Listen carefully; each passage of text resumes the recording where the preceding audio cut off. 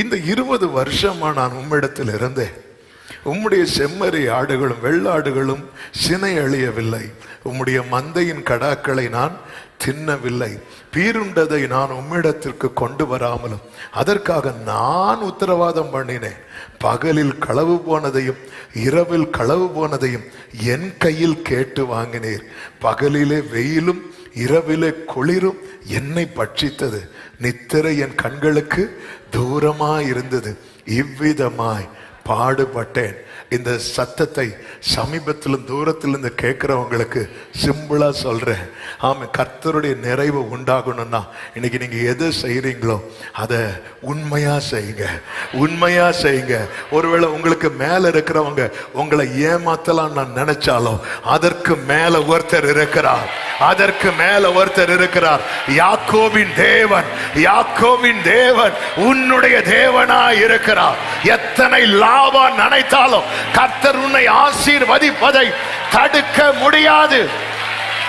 அவன் ஏமாத்துறான்னு நீயும் ஏமாத்த தொடங்காத. அவன் உண்மை உள்ள மனுஷன் பரிபூர்ண ஆசீர்வாதத்தை பெறுவான்.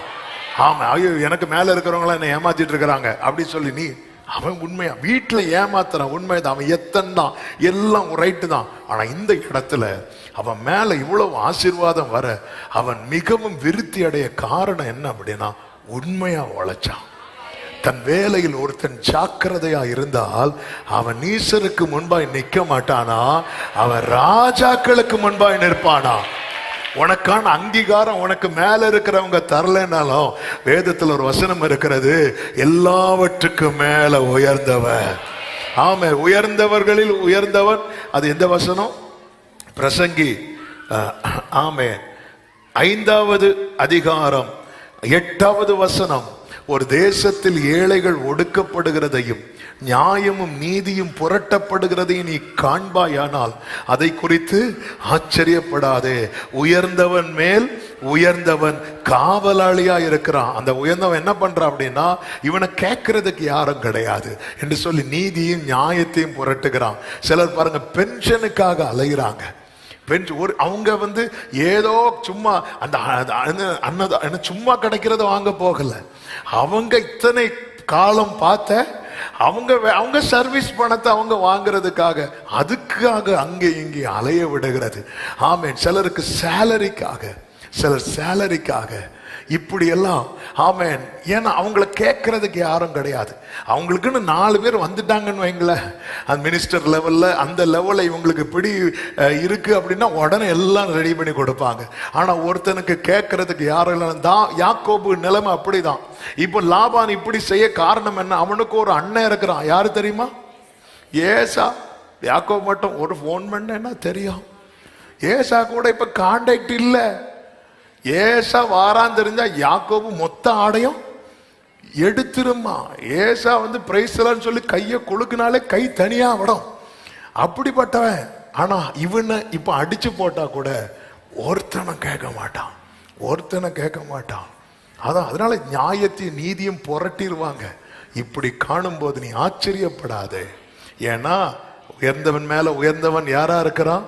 காவலாளியா இருக்கிறார். சொல்லிட்டு அடுத்த வார்த்தை, அவர்கள் மேல் உயர்ந்தவர் ஒருவர் உண்டு. கைகளை உயர்த்தி ஆமேன்னு சொல்லுங்க பார்க்கலாம். அவர் அதனாலதான் நீ 10 முறையா சம்பளத்தை மாத்தின, ஆனா கர்த்தர் தீங்கு செய்ய என்ன விடல. அவனுக்கு இடம் கொடுக்கல. இவன் உண்மையா உழைச்சான். எந்த வேலையும் சரி, எங்கேயும் சரி, உண்மையா இருங்க, கர்த்தர் உங்களை ஆசீர்வதிப்பார். ஆமேன். இப்படி உண்மையா இருக்கிறான்னு சொல்லிட்டு வேலையை ஜாஸ்தியா கொடுப்பாங்க. கவலைப்படாம செய்யுங்க. அது சொல்றேன், இரவும் பகலும். அங்க யாராவது களவு போனா கூட அதை யார்கிட்ட தான் நிக்கும் தெரியுமா? யாக்கோப்ட தான். யாக்கோபு ஆனாலும் அதை சகித்தான். ஆமேன். இரவும் பகலும் கர்த்தர் அதன் பலனாக அவன் யோர்தானை கடக்கும் போது 2 பெரிய பரிவாரங்கள். ஆமை, கர்த்தருடைய மகிமை வெளிப்படும் போது இத்தனை காலம் பட்ட பிரயாசம், வடித்த கண்ணீர், இதன் பலன் உண்டாகும். நம்புறவங்க நல்ல கைகளை தட்டி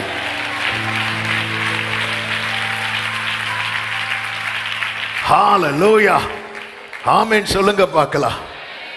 ஆமா. இரண்டாவதாக, நேரம் போகிறதுனால நான் அடுத்த பாயிண்ட்டுக்கு அப்படியே போகிறேன். இரண்டாவதாக கர்த்தர் அவனை எப்படி மகிமைப்படுத்தினார் அப்படின்னா, ஏசாவுக்கு முன்பாக யாக்கோபை குறைவுள்ளவனாய் அல்ல, நிறைவுள்ளவனாக நிறுத்தினார். ஏசாவுக்கு முன்பாக யாக்கோபை நிறைவுள்ளவனாய் நிறுத்தினார். ஏசா தெரியும், யாக்கோபு வீட்டில இருந்து எதை மட்டும்தான் எடுத்துட்டு போனான்னு தெரியும், கோல். ஆமே, வேற எதையுமே எடுத்துட்டு போகல.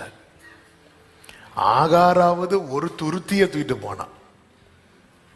ஒரு துருத்தினா நம்ம இந்த 1/2 லிட்டர் பாட்டில் கிடையாது, அதுல ஒரு 4-5 லிட்டர் வரை பிடிக்கும். அதை தூக்கி அப்படி தலையில வச்சு, அதனால ஒன்றை கொடுத்து விட்டாங்க, ஒரு துருத்தியை கொடுத்து விட்டாங்க. இவருக்கு துருத்தியும் கிடையாது, ஒரு பருத்தியும் கிடையாது, வெறும் கோலை மட்டும் போறாரு. அதனால ஏசா ஒரு வார்த்தை சொல்லும், கொஞ்ச நாள் கழிச்சு என் தகப்பனுக்காக துக்கிக்கிற நாட்கள் வரும், அன்னைக்கு நான் அவனை என்ன பண்ணுவேன். அப்போ அதன் அர்த்தம் என்ன? யாக்கோபு அன்னைக்கு எப்படிதான் இருக்க போறான், இப்படிதான் இருக்க போறான். அப்படி நினைச்சிட்டு விட்டான். ஆமே, நான் சொல்றது புரியுதா? இஸ்ரவேலர்கள் கோசே நாட்டுக்குள்ள வராங்க. பார்வோன் கேட்டிருப்பான், யோசேப்பு அதனால ஒன்னும் சொல்ல முடியாது, எத்தனை பேர் இருக்கிறாங்க? 70 தானே விட்டாங்க. அப்புறம் இப்ப பார்த்தா 3 வீட்டுல சென்டர் வீட்டுல இருந்து பாட்டு சத்தம் வருது. ஆமே, ஹல்லேலூயா, ஹல்லேலூயா. சில நேரத்தில் கர்த்தர் நம்ம பூச்சியா வைக்கிறதே அப்புறம் பார்த்துக்கலான்னு விடுறது. அவன் அப்புறம் பார்க்கலான்னு வர்றதுக்குள்ள கர்த்தர் நம்மளை பெருக பண்ணியிருப்பார். ஹல்லேலூயா. இருந்துட்டு போட்டோம், அதானே போட்டோம் அப்புறம் பார்த்துக்கலாம். இப்போ நியூஸ் வருது, யாக்கோபு ஏசாவை சந்திக்க வரான்னு சொல்லி யாக்கோபு ஆள் அனுப்பி கொடுக்குறான். ஆள் அனுப்பும் போது நிறைய கிஃப்ட்ஸ் போகுது, நிறைய. இது யாரு? யாக்கோபா.